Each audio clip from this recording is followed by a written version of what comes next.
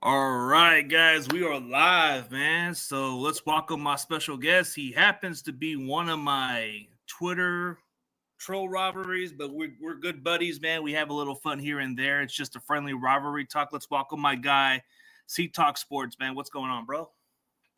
Not much today. Hey, man, you got an entire offseason to enjoy your Super Bowl, bro. So I'm not gonna hate, bro. It's all good. Uh, Gotta Well, I enjoy mean, it. Man. yeah, give you a little cheers on that, even though I don't want to drink a beer. But Have to. speaking of Seattle, right? Going into last year, what was your expectation of Seattle? Um, Make the playoffs. Honestly, that's it. It was had to make the playoffs, and that was and then see what happens, which is what happened. I didn't expect them to get the one seed. Um, they did. After they got the one seed, my expectation was a little different, but I wanted them just to make the playoffs and then go from there. Kind of like remember 2012, how that happened. I was like, make the playoffs and have a good run and then build off it. So exceeded my expectations. They sure did.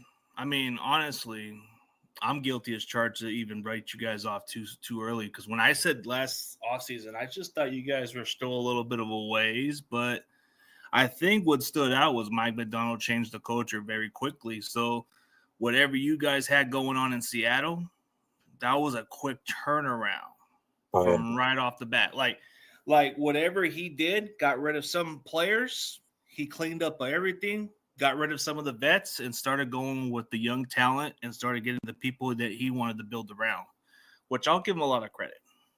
oh yeah, it happened just 2 years ago. It was like, well, we're just missed the playoffs and we had a new coach and everything, and it's like I don't know how it all happened so quickly. I didn't expect it to. I expected them to be good, but like never in my wildest dreams when I said, "Oh, they're going to win it in just 2 years." Pretty crazy.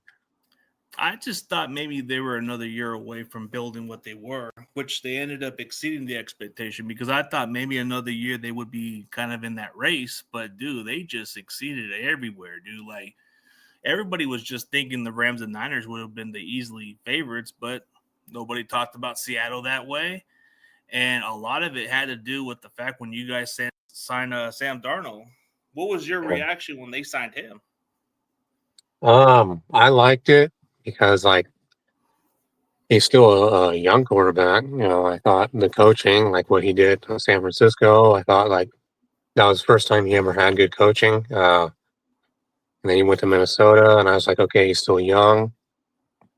And then I liked the idea. I didn't think he would be a long term guy, but I thought he just can be like what Gino was, but better and younger. But now I think like he's someone that can stick around for long term. I think. Um, I mean, what's so good about Darnold was he turned his career around. I mean, because he went from bad teams, which it's kind of hard to judge on some quarterbacks nowadays. Like maybe it was just the poor coaching and development for him in his early part of his career, but going to San Francisco was a change of scenery where he actually got to resurrect. He to this day still gives credit to that team. So he goes to Minnesota to put himself a good resume. And that resume definitely got him to be in Seattle. What was different about the circumstances was you guys have a good up and coming defensive minded coach, which Mike McDonald has proven the track record. You got JSN who needed to elevate himself. Last year, you had a bunch of these other two receivers. You had Tyler Lockett, you had DK Metcalf, and it just wasn't quite it for JSN to be the guy right away. But then you took those guys out of the equation. That kind of left me a question mark. Can he actually be the guy? And he actually proved it. Like yeah, JSN proved to be the guy that year. yeah. No, we had a lot of question marks. JSN was being a wide receiver one, and then obviously Sam. So, like I said, I believed in it long term. I didn't think it would all happen like this, so quickly. You know, I have Yeah. no complaints, that's for sure. I just didn't. I seen when he was at Ohio State. He had one great year in Ohio State where he was putting up monster numbers, but after that, it was like a disappear type of year. But he kind of proved to be the guy. I mean, you look at your entire roster. Mike McDonald is building the way he wants to build it. So I think what made you guys move on from Pete Carroll was his team started becoming more outdated. So change the defense, change a little of the culture, which I'm starting to realize it, man. You don't guys run the defense like you guys used to under Pete Carroll. You run a way different defense with a Baltimore style defense. Yeah.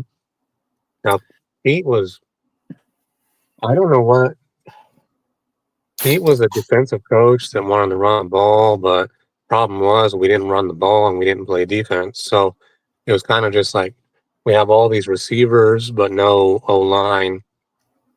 And it just never made sense to me. So the way he built his teams early, like the Legion of Boom years, that's a Pete Carroll team right there. I don't know what happened. Like they did the whole let Russ cook thing. You remember that, where they were like wanting to throw it a lot instead of run it, and that kind of killed the identity of the team. And we became this pass happy team, and we lost the run identity. And the defense never came back after the Legion of Boom, and we couldn't play any defense. So Yeah, a lot of it, like the defense that you guys were running, man. You guys were giving up a lot of big time plays when he was still the head coach, and then that's what changed the culture by going with Mike McDonald. Like the secondary is a little bit better than their previous years for sure. Like you see that Witherspoon has been a tone setting cornerback. Tyreek Woolen has kind of put himself in position to cash out elsewhere, but when you look at Seattle, the secondary was more promising. The linebackers was more improving than previous years because you have Ernest Jones and then you have Tyrese Knight. uh, Your D line, I think your D line is like one of the most promising strengths in your position because they've showcased it. Like I think going into the draft, I think you're going to be okay with Boy Mafe. He was just a rotational guy. I think you're going to find somebody like that. Like when I look at the rest of y'all roster, Kenneth Walker, don't get me wrong, he was spectacular, but I just thought he was replaceable. So I think going into the draft, you're going to find somebody, if not close to the same level as him, if not better. my take on running back is if you get your hands on someone special, like K9 is special, but someone generational, like a Christian McCaffrey or Jameer Gibbs, someone like that. Those are the guys you pay and draft high. But anything else, you kind of just you can just keep shuffling through in the draft. I think. I just think that K9, yeah, as good as he was, I don't think he was worth the top dollars. Oh. And as much as I will give credit to you guys on that one, I think that was a smart move because financially you can always – I mean, I wouldn't say he's replaceable, but you can find somebody who can play that role. Charbonnet, when healthy, he was proven to be a pretty capable running back. Oh, yeah. Yeah, he's a really good player. But I don't know what his recovery time is, but I know you're going to get a running back for sure. You just signed a running back off the Packers, Eric Wilson, if I'm mistaken. Yeah, that's his name. I actually like him. I think he reminds me a lot of Chris Carson. Nice power runner. He doesn't have the explosive home run hitting ability, but you can get those short, just wear down defenses with power. Definitely good player. Yeah, I think that's what you're hoping for because, I mean, when given opportunities, I think he showcased a little bit when Jacobs was out. But looking at your entire guys' free agency, how would you grade this from just an early standpoint? Well, you got to look at it as like you don't want to, spend a bunch of money and just blow it all. So a lot of people are going to look at it like, it's an F because he didn't really sign anybody. But I look at it as like, that's just it. You didn't sign anybody. You didn't give anyone bad contracts. You don't have any glaring holes. So I give it a solid, C plus or B minus because you did lose some good players, really good players. You didn't. really sign anybody. But I also think that's a good thing when you're a defending champion or a top team is you don't need to go on a shopping spree. You need to save that money for guys you want to extend or possible trades that can become available in the next year. So you want to have that flexibility. I give it a Yeah, solid B minus right now until I see the whole picture, the big picture of the offseason of who they add. yeah.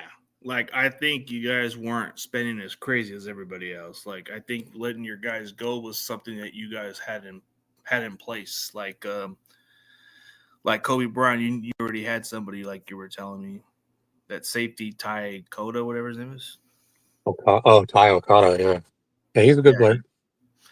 but I still think you might want to address one in the draft, maybe like a day 3 or maybe an early pick. I'm not sure, but looking at Seattle's roster, I look at it from a standpoint like, yeah, there's you just need to get a couple pieces, and I still think you guys are probably just in contention to compete again. But like you look at from a roster standpoint, you guys are going into with 4 draft picks, so Yeah. that's got to be kind of like tough, right? Especially with all the pieces you guys got. I would think maybe you want to get a couple extra picks or something. I think definitely the goal, obviously, you got to think like this draft. Is there anyone who wants to trade up? So finding a trade partner is the tough part. But I think we'll get 5, maybe 6. Um, I think, I mean, this draft is a little weaker, but I think there is a lot of value in the middle rounds there. So if you can kind of position yourself to be able to get 3 or 4 guys there in between 32 and uh, 100, I think you're getting some good players. Yeah, like 64 is another choice if you're picking 96. So you're still getting at least solid picks out of those spots in the top 100. Like just from being an outside looking in from division perspective, how do you look at the NFC West going forward into next year? Uh, uh, really tough. You can say the top 3 teams, like you can tell me if you had a crystal ball to look in the future and you say either one of them win the division, it wouldn't surprise me. Like, uh, if either one of the 3 teams were representing the NFC in the Super Bowl, it wouldn't surprise me. Like it's not good.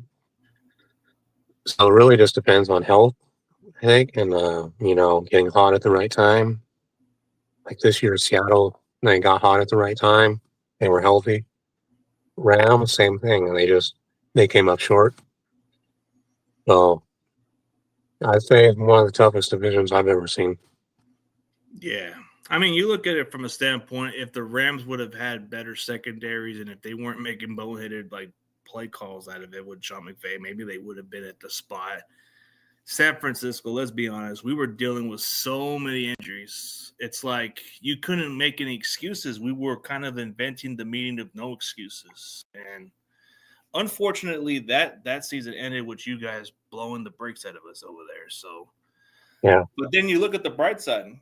This can be something we can build on the next year, and we'll see. We got 6 picks, so it can be whatever happens. Like I kind of get your critical part of the team. Yeah, we got some old players on the roster, but when you look at the defensive side of the ball, mostly a lot of young guys. So like, yeah, we got some vets, of course, but yeah, that offense is pretty damn old.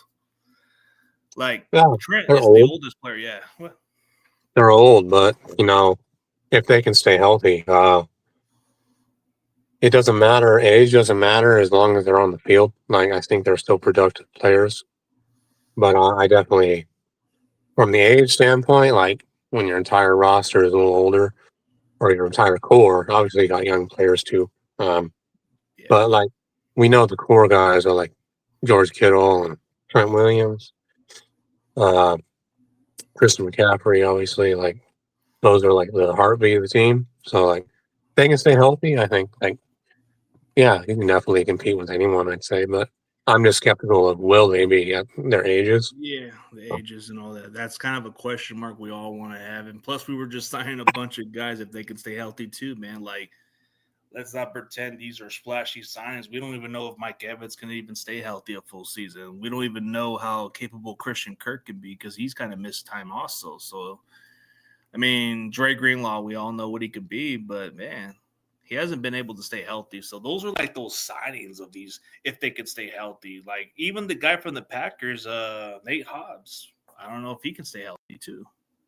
Dre Greenlaw was almost a Seahawk. He was. I mean, there was speculations from last year, right? This offseason, like one of the guys I trust a lot, Seahawks forever, Dan Vance, he said Seahawks thought the deal was done for Greenlaw, and then he chose San Francisco. They had the offer, they thought it was done, and then he ended up going back to San Francisco. So that's kind of crazy. I mean, you would think he would want to go with some team with contending, right? But I guess they want to still come with a team that. I mean, looking at it from Dre Greenlaw's perspective, I mean, you guys might have offered something, but maybe he felt in his heart, maybe I want to finish where I started. Yeah, I mean, if they stay healthy where he's at, you never know. Like that can be a team that definitely contends. Obviously, he has to stay healthy, and his running mates obviously have to. But I think going into this draft, you guys could still go find a linebacker anyways. So it's like the one Yeah. linebacker I like in this draft, everybody keeps talking about CJ Allen, but I like this Jacob Rodriguez kid. Oh yeah, yeah. I think he's kind of like the closest to a Fred Warner almost, if not close. Yeah.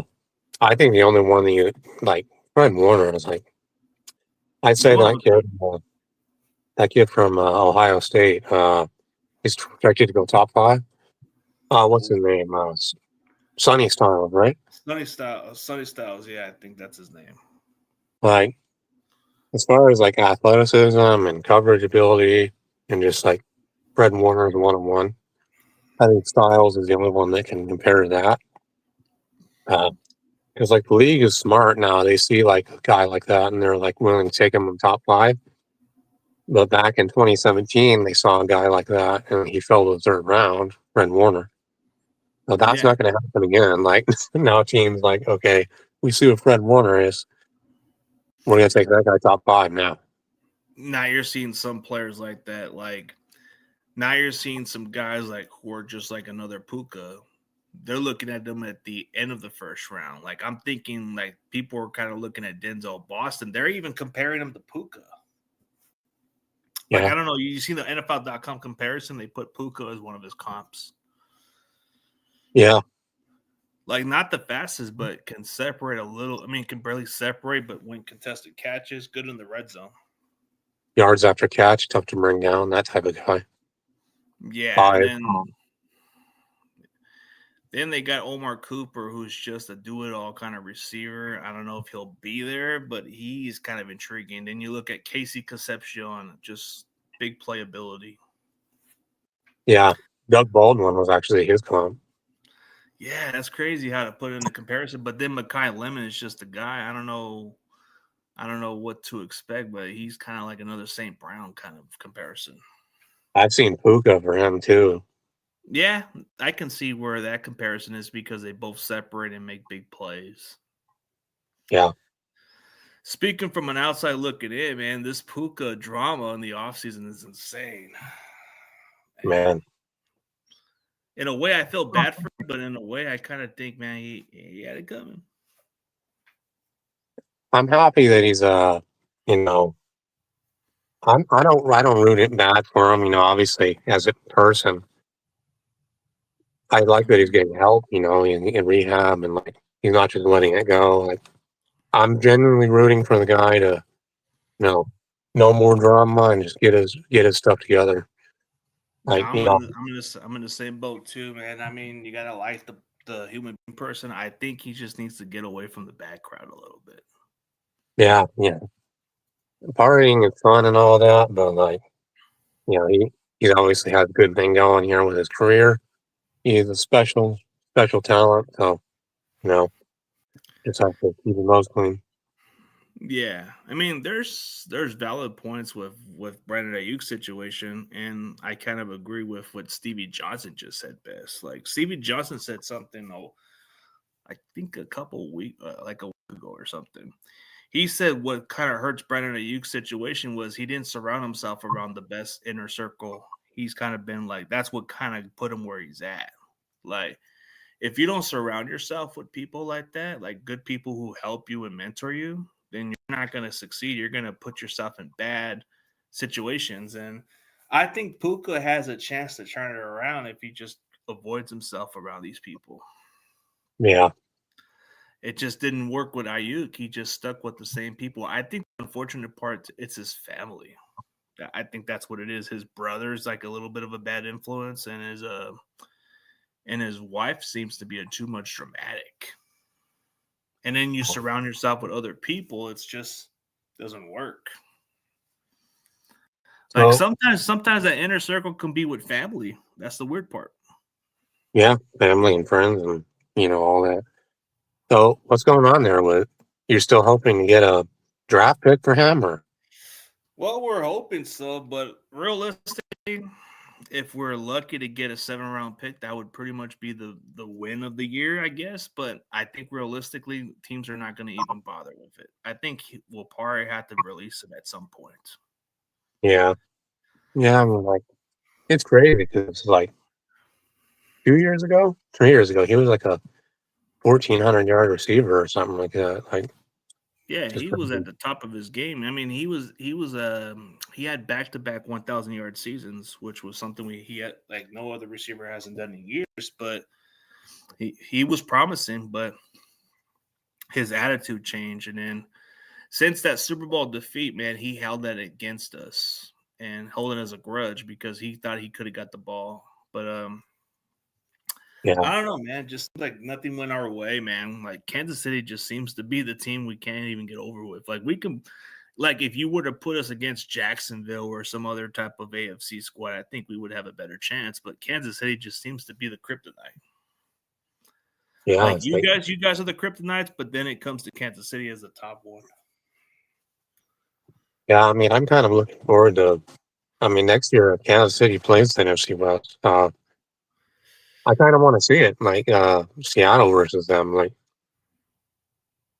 next year, or if they make it back to the Super Bowl. Like I would love it to be Kansas City, just because I want to see Seattle have a shot. Well, you might be able to see possibly that if Mahomes comes back healthy. I don't know. The Chiefs situation depends on their health, but I think what would be probably the most interesting type of championship game is since the Rams are already going to have a Super Bowl at their home stadium or the Chargers home stadium too. But wouldn't it be kind of hilarious if just the Niners and the Seahawks compete for the right to go to SoFi? That would be funny. Yeah, It would be funny because you had it the other way around, right? The Rams and Seahawks had it this way. Could it be possible that maybe San Fran and Seattle go head to head for that right to go to SoFi? yeah. I mean, if they did, like, then you guys would be doing what every Seahawk fan is doing this offseason, posting all those Levi's pictures with Yeah, the yeah. I think the only Rams fan that I can think of who's kind of been paranoid by some of you guys is that LA Super Rams guy. Which one was Like, that? his name is he's a good guy. He's called LA Rams super fan. If I'm Hmm. mistaken. I think he's like LA Rams super fan. He's a good dude.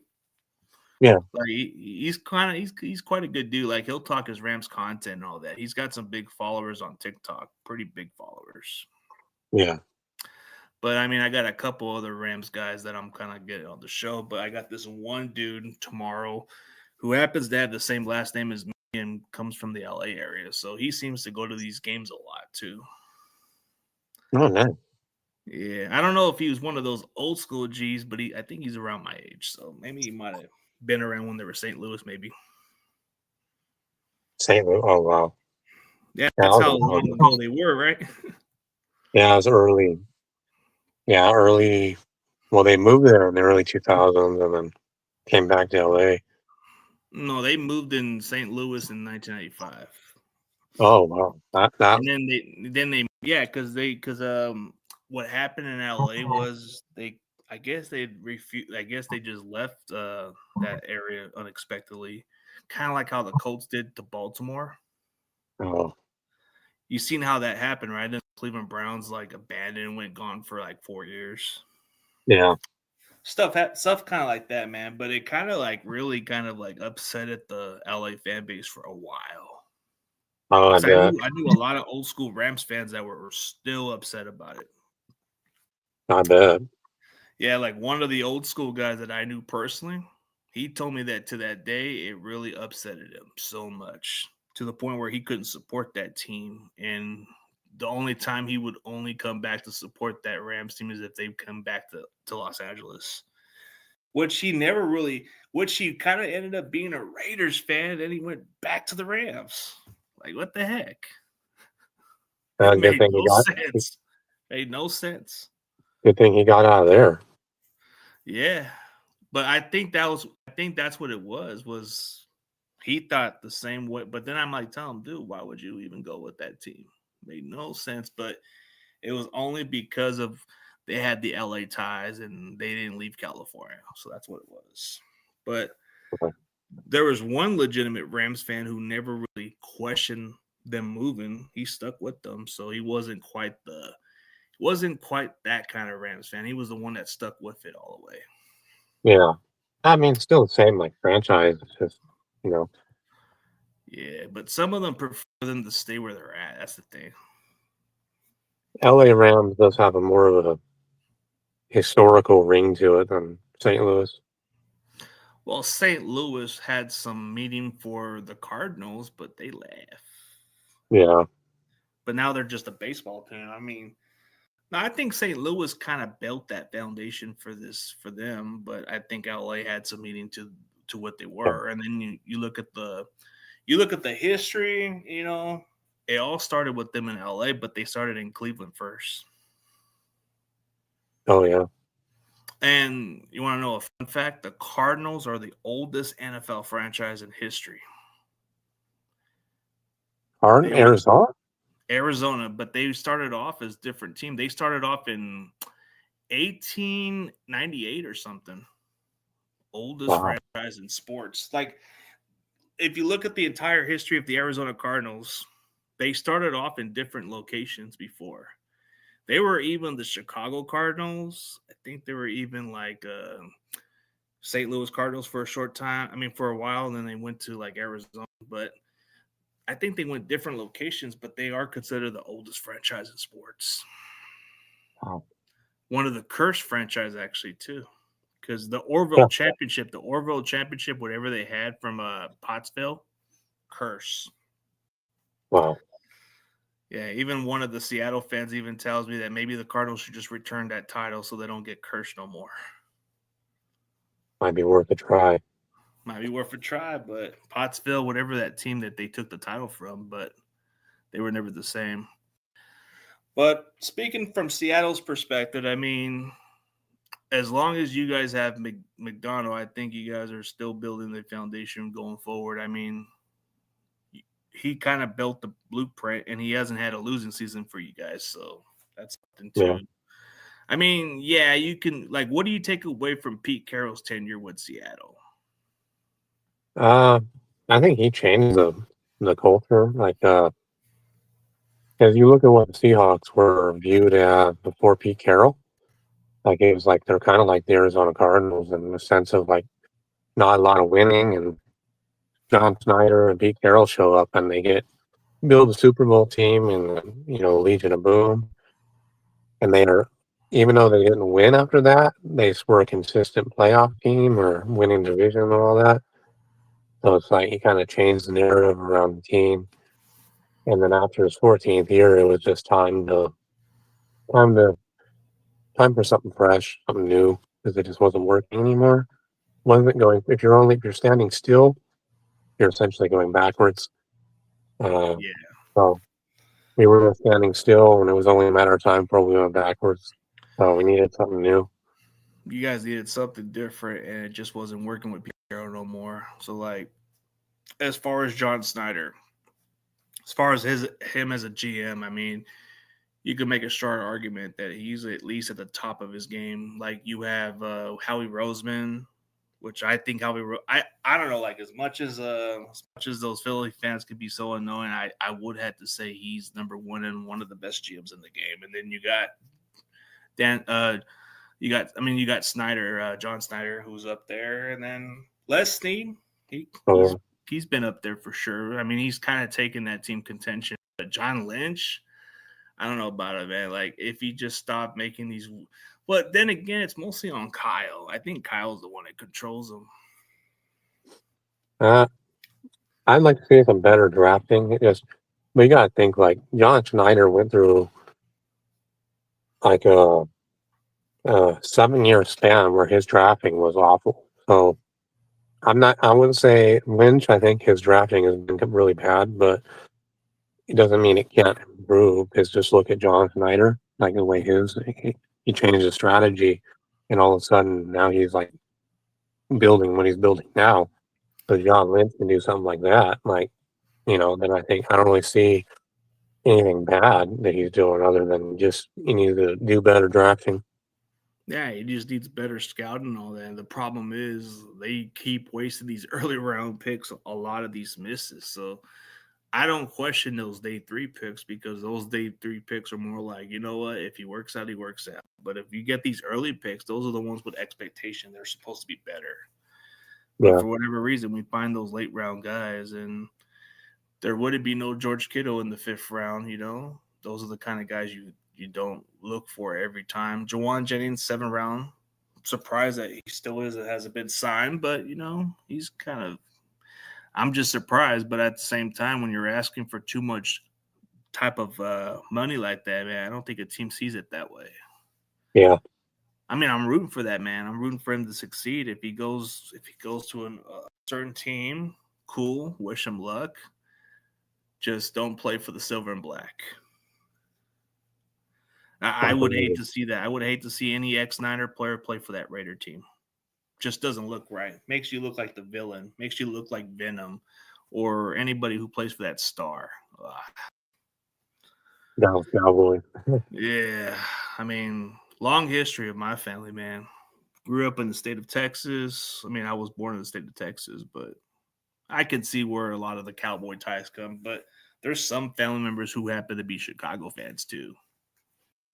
Yeah, a lot of my family members are Dallas fans or 49er fans or Rams. Yeah, pretty much every team almost. Yeah, you get a mix of all that stuff too, especially the Raiders too. But what really got you influenced into being a Seattle? What was that one player on that Seahawks team that just made you a fan? Let's see. Well, I went to go see when I was 10 years old. I went to go see Seattle down at Candlestick Park, uh, and that was like it was two bad teams essentially. Pete Carroll's first year, Marshawn Lynch. Like I didn't even know who that was at first and it was really just it wasn't really a specific player, but it was just I got to see the team and I was rooting for them. And my mom was kind of always a Seahawk fan, so it was kind of that point going forward that I really became a Seahawk fan. And then 2 years later, they drafted Russell Wilson, and then it just like obviously the Beastquake run later that year, it just like kind of just built those core memories that build that connection to the team long term. So Okay, so you came into that team like when it was at the early stage, before they started the Legion of Boom. But sometimes it's a certain player or somebody that you followed and admired and all that stuff. But I guess if you want to know my old story, I guess you could say the championship game in the 1994 season where we played the Dallas Cowboys.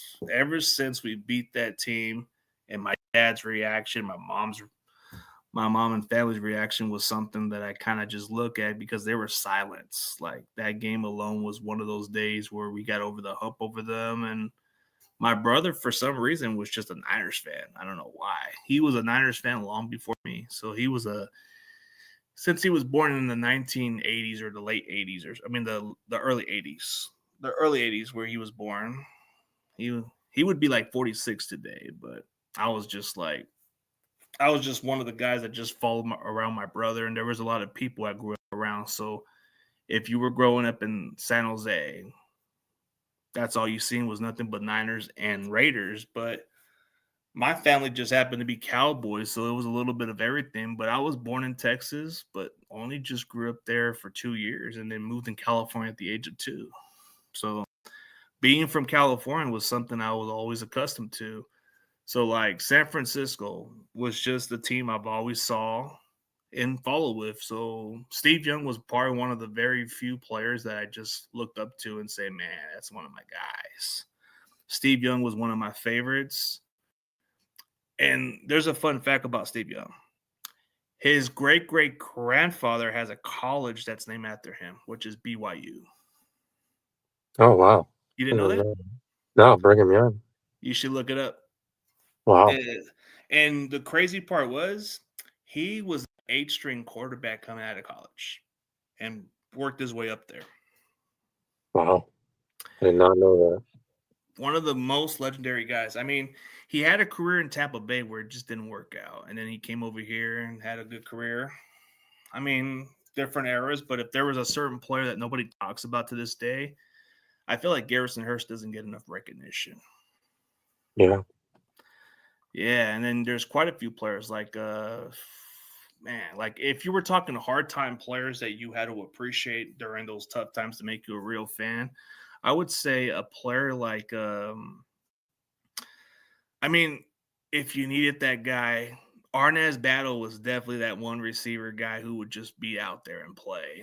Like if you wanted him to play quarterback, he could play quarterback, but if you wanted him to return kicks and catch the ball, he would do that. I mean, I don't know why. He was just that dude.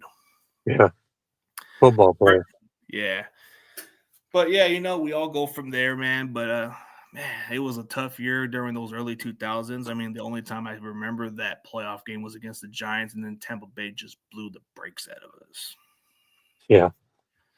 Like we thought it was the preview of the Super Bowl with the Raiders and Niners, but it didn't happen. It could have been, but didn't happen that way. But speaking of all that, man, I don't want to get into that all day, bro. We'll do the mock draft. Let's get to it, bro, because I know you got a little bit of time, and I want to put you on the spot, man. You're going to be John Steiner for today. Oh, boy. Let me just upload it. Let me see if I got it in. Hold up a second. Wait, I pushed the wrong one, huh? I think I pushed the wrong one. Hold up a second. All right, I think I got it wrong because I'm trying to get the screen, and I think. Okay, this is the one. There you go.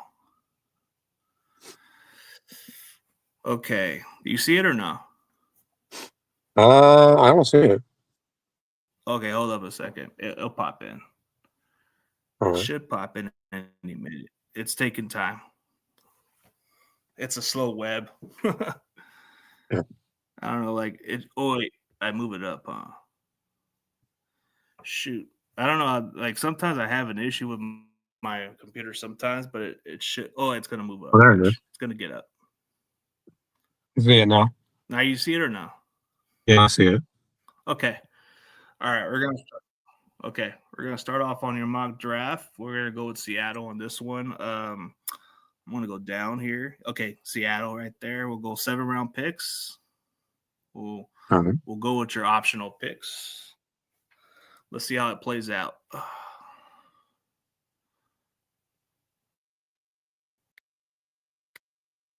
Okay, let's see. All right.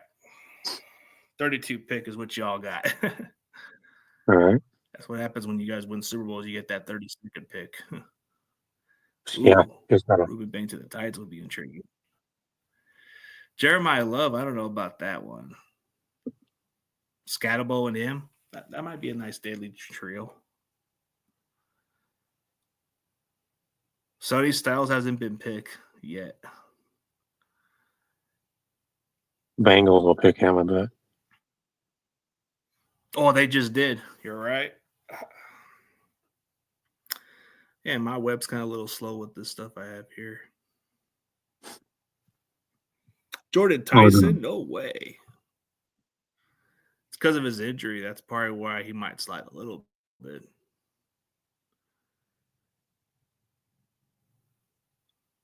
It's getting closer, so you have options to trade down, or you have options to pick whoever you feel the Seahawks need because you call the shots.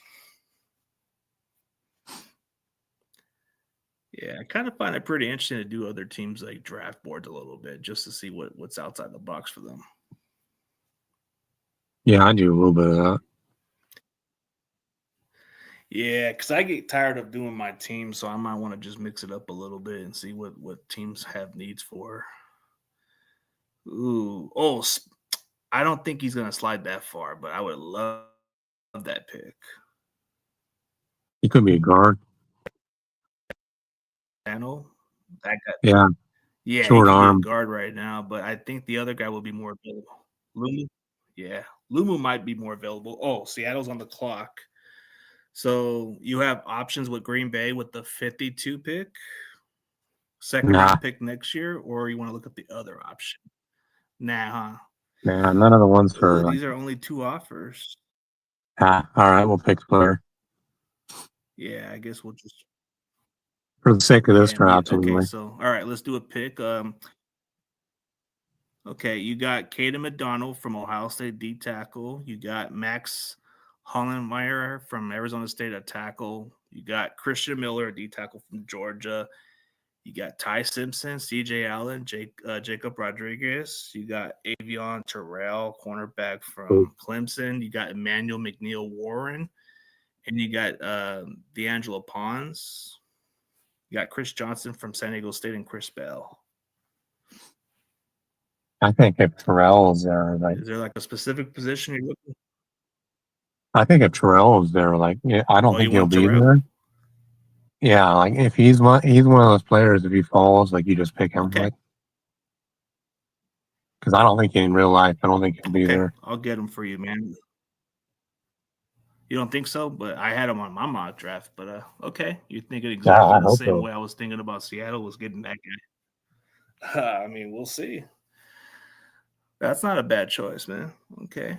See, I like seeing what you got outside the box a little bit. Maybe when you do your show, maybe I could do a little bit on my team general too, man. Little mix Yeah, up. You, yeah, you're not too big on YouTube, huh? I've never done anything on there, not yet. I mean, the more you do your content, I think whatever platform you put your work in, man, you should be able to get some followers slowly, you know. Yeah, that's got to figure And out. I've done YouTube for so many years. I've had my accounts taken from like hackers. Oh no, that's I've all. interviewed some celebrities. I've interviewed Really? some pro Well, wrestlers. I've interviewed some celebrities and quite a few, and then a lot of NFL players. But yeah, it sucks. And one of wow. my friends, or one of the guys that happens to be a Philadelphia Eagles fan, he lost his account with 16,000 subscribers, bro. I'm not even kidding. Wow, that's Man, good. that's crazy how people could just hack into stuff. Yeah. Damn. Okay, so Seattle's on the clock. Cincinnati. Okay. Cincinnati's offering you the 72 pick and the 100, but then they want to swap your 64 and 188 pick. I don't know. What do you think, man? I think I like that. I've done that trade because I like you're improving the value of the fourth round pick. So I like that, and I'm not moving down very far. Okay, you want to accept that one? All right. Yeah, I'll accept that one. Your call. Okay. Gives you a chance to even accumulate some other picks too if you want to trade down a little extra. Man, I mean, you got other options there. So, well, you're one pick away from a certain player. Damn, Lee Hunter just slides. I think he would have been a first round pick. Ooh, Packers are Yeah, trying to make a trade with you. Okay, let's look Nah, at the other option. Ooh, nah. Okay. You don't want to take the extra pick there, huh? You're good, huh? I'll take that one. That one's good Okay. because I'm not Then you get not that extra pick 93 then. or okay. That's good. You'll be at the 83 pick, and then you'll get one extra pick out of it too. So I think it's Yeah. kind of worked out in your favor a little bit. You could have got your running back, but that's all right. Eh. You'll find somebody. Ooh, okay. Is this where you got something going? Falcons are trying to make a trade, Nah, and this is right on pick. you got another offer right here. Mm, Nah. neither, huh? A Okay. chance to make it. I'll pass. Okay, so I got a good player now. okay, All right. Who are the best so which available one? running Which one do backs? you? Oh, best available running back. All right, let's look at it right now. Okay, running back. Oh wait, my bad. Push receiver by mistake. Oh, Jonah Coleman's available. Kentron Allen. Hmm. Let's see. What about edge rusher? Claiborne. Oh, edge rusher. Okay, let's look Yeah, at there's edge still a good amount of rusher. running backs. I think I can wait a little bit on that because there's still a lot of good ones. Yeah, there's still some good ones you can still get in. Ooh, this one's a good one. Dennis Sutton, Derek Moore, Romello Heights, Overton, and then Lucas and Barham. Yeah, not too bad of value picks. I mean, it depends on what you're looking for. Yeah, I think Dennis Sutton is a perfect type of edge that Mike looks for. I think I'll go with him. Okay, let's get him on board. Come on down. Then you got the 96 pick. Maybe that's where you go look at a running back, maybe? Yeah, maybe it depends on like if like they're starting to triumph a little bit. Yeah. Oh, you're getting close to your spot right now. Ooh, we're going to offer you like 2 fourth-round picks for the 96 pick. What do you think? Or you want to go some other route? Hmm. I think I'll pick a player. That's a good offer though. Okay. So you're going to pass on it or nah? I'll pass on that one.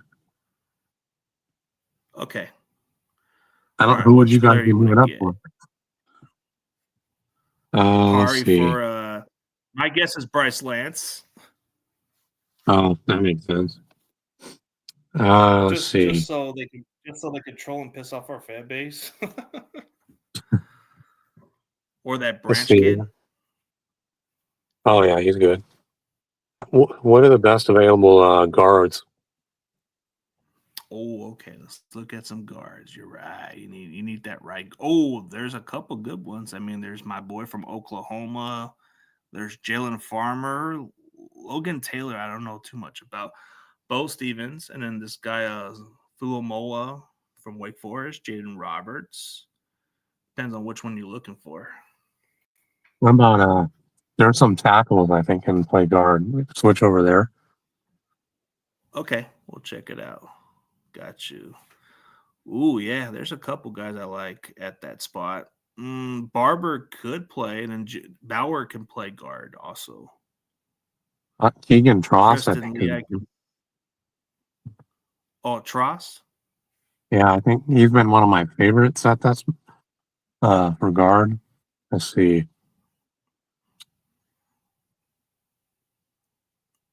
I think I might There's go a there. couple guys over there. And then there's Tross. Yeah, I'll probably go Keegan Tross. Where are you going with? Okay, Yeah, I'll go Tross. whatever you prefer, brother. I think he All right, sounds fair with me. underrated one right there. I think whatever you guys put in your system would work.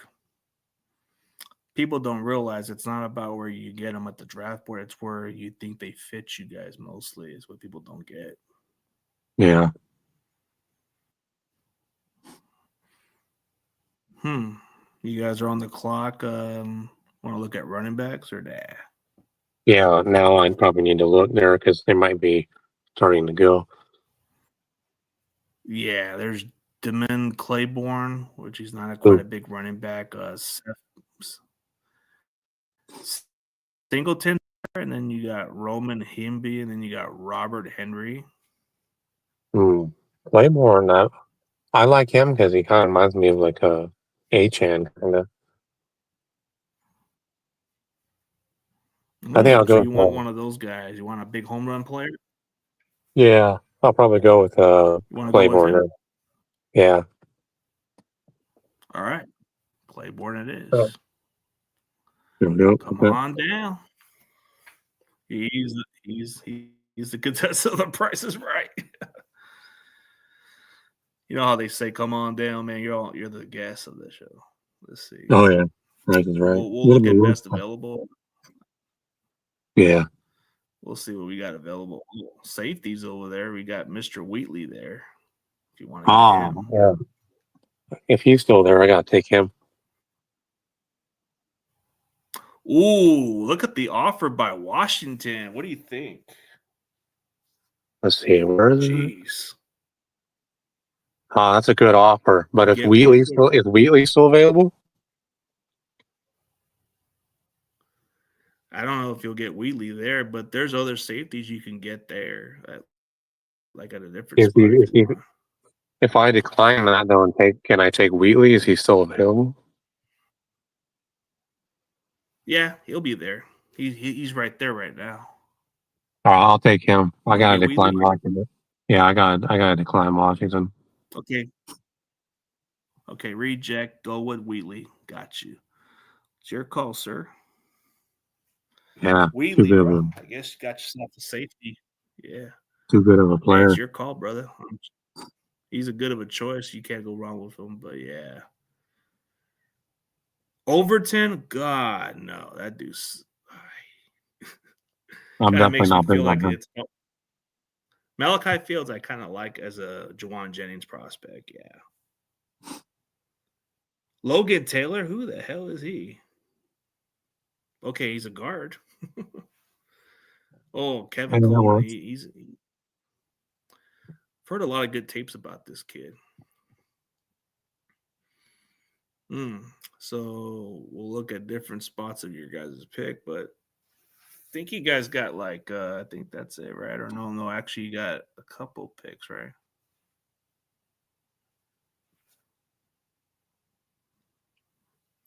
See, this is how we're gonna prepare for the draft because it takes forever, right?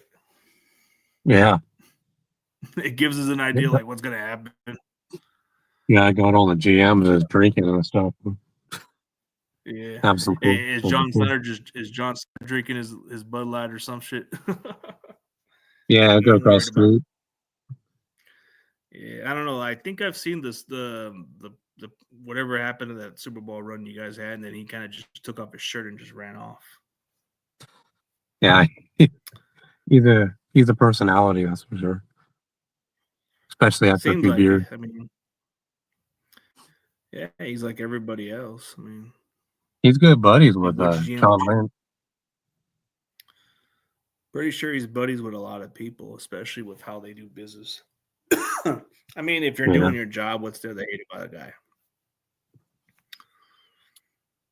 I mean, he's doing his job at a very high level. Yeah, he doesn't try to screw anyone over. See how many picks you guys got.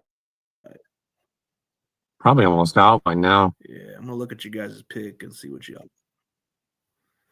Oh, let's see. Oh, you only have just that.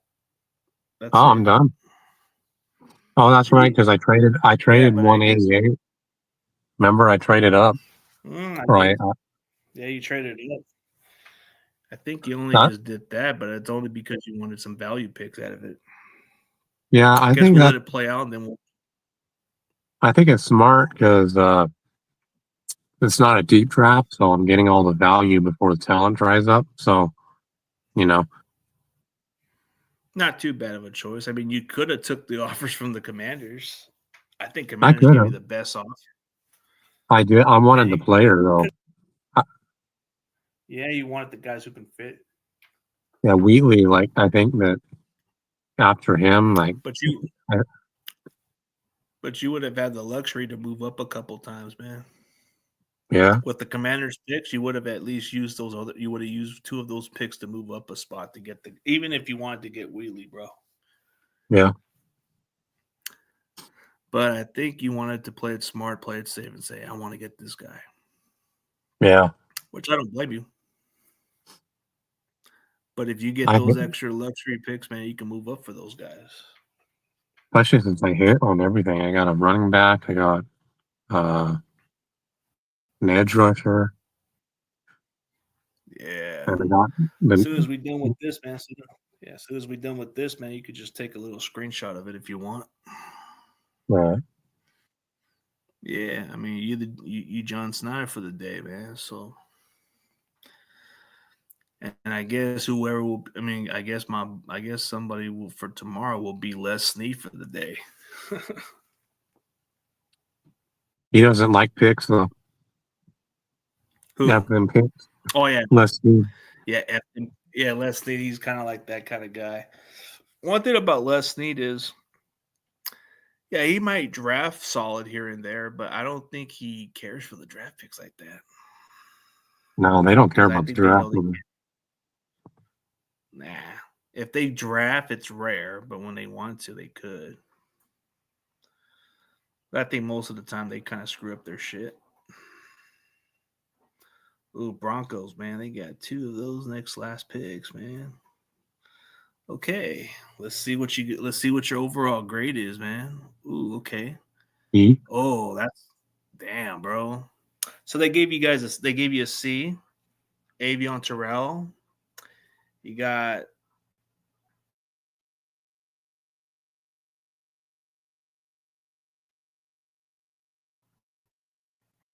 maybe the value wise, Yeah, I like Trost a little more than they do, probably, because especially for us as a guard. I think people don't understand how value works. I mean, if they fit your team system, that's where you draft them as high as you want. Yeah, like I don't like he's listed as a tackle. Like I don't view him as that. Maybe as a guard, he'd be a little bit higher than what you guys have him as. And then you have Damon Claymore, which is a C. Then you got Wheatley at that spot. So you kind of came away from 4 picks to having 5 picks. Not too bad. Yeah, I'd be happy with this. Yeah, not too bad, huh? So if you want to Screenshot. take a screenshot, if you want to take a little screenshot of it, it's really up to you. Yeah, I got it. There we go. Right, I got All it. right. All right. Sounds cool, brother. All right. Pretty much break down all that stuff. I'm gonna just remove this out and then we'll just end it from here pretty soon, man. But yeah. I guess if it goes exactly as planned, man, I don't know why it would be a C. It's a solid grade actually, because you got your base value picks and all that. Oh, let's say hello to a friend of the show. He's the one that kind of gave me to do the mock draft for his team. I don't know if you're too familiar with him, but Seahawks Eddie. I think I He's am. he's a big times Ram troller too. He likes messing with the Rams a lot. What's his Yeah. Twitter handle? Twitter, I think he's under like Eddie Taylor, or if I'm mistaken. But on TikTok, he has Seahawks Eddie. I'll have to Got check him about out. 6,000 followers down there, but his regular yeah, he's got a good platform. I mean, he does his Yeah. own thing. Oh, here's my favorite guy, Tommy. Tommy likes calling you guys the fairies. I'm just like, he's a good dude. Like sometimes he can be a little bit of a jokester, but people take his jokes too offensive. He can be kind of a douche, but he can be in a good way. Yeah. Like if you get to know the guy, but people judge him wrong because he just jokes too much about it. But yeah, like Seahawks Eddie is somebody you can check out. He's a good dude. No, definitely. I don't know who Jaden. Yeah, I don't know. Jaden's another guy. I guess I didn't see that comment, but I think he's one of my followers. I think. But I think we pretty much covered it all. So, hey, man, like I said, I'm giving credit where it's due. You guys won. You guys kicked their ass. You took over that division. All it took was the opportunity, man. This was my craziest take. I said whoever got the number 1 seed had the advantage, which was kind of like unfortunate for us, but it could have went a different way, but you guys took advantage. Yeah, absolutely. Now, hopefully we get another opportunity. Well, you guys got Never to know. just regroup like you did last year yet. Yeah, See how it it takes a plays lot of out, luck. man. But Takes a lot of luck with health and it all sure, that. sure does. But man, we covered everything we needed to cover, man. Do you want to tell everybody where they can find your social media platform? Yeah, Instagram is where I do most of the stuff. SeaTalk Sports. Facebook, I also have Facebook. I don't do much on there yet, and I'm also on X under SeaTalk Sports or username. Let's see, talk about it or the Okay. app. Well, for That's about everybody it. else, man, go check out SeaTalk Sports. If you're a Seattle fan, go check them out. But if you're an NFC West fan and you want to have fun with his little troll videos, then go ahead, man. Go check them out. Yeah, For everybody else, man, thank you guys for tuning in. And hey, man, we'll see what happens this upcoming season. And the draft is going to be coming in a couple weeks. absolutely.